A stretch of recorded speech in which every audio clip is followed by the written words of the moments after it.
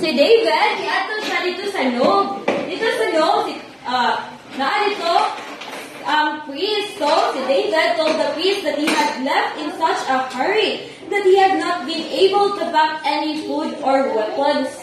So, kay nagdali man siya, wala na siya nakapangandam o mga pagkaon o weapons. So, he asked Amalek. Sige, sabi na si Amalek, babe.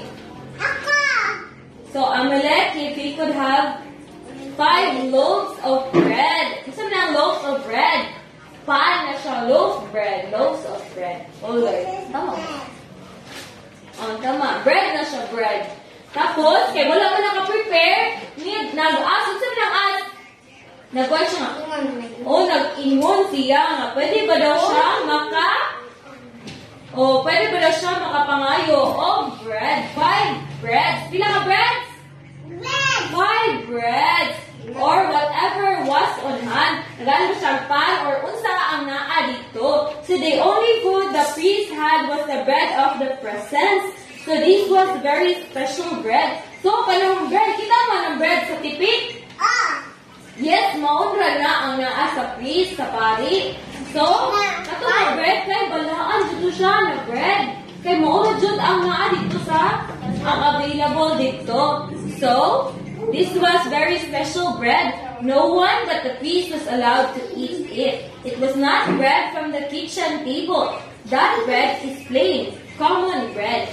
Anyone can eat the bread found in the kitchen. But this bread was in Jehovah's house. Asa siya? Asa ang bread na bilong?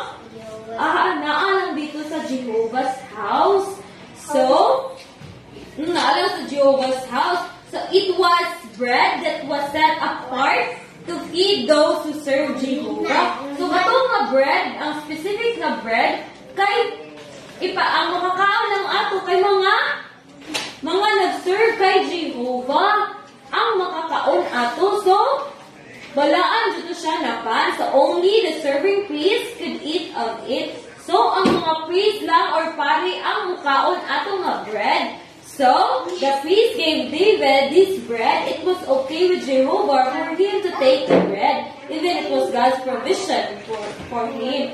So, gihatagan siya sa priest ato nga bread. Bisag, ang hatagan ng dapat or makakaon ato na bread is mga nag-serve kay Jehovah. So, now, one of Saul's servants was also there that day. His name was Joab the Edomite. Joab the Edomite. Come down. Joab the Edomite. That means he came from Edom. Asa gikan si Joab the Edomite? Sa Edom. So, Joab was the chef of all the shepherds that belonged to Saul. And he was aware of all that happened with David and Amalek. So, the priest supplied David with bread for food. Hilom kuya, hilom. But David also needed a weapon. All that Amalek had was the sword that had been taken from Goliath when David had fought him. It was a very special sword, so the priest gave the sword to David. David left with the sword and bread.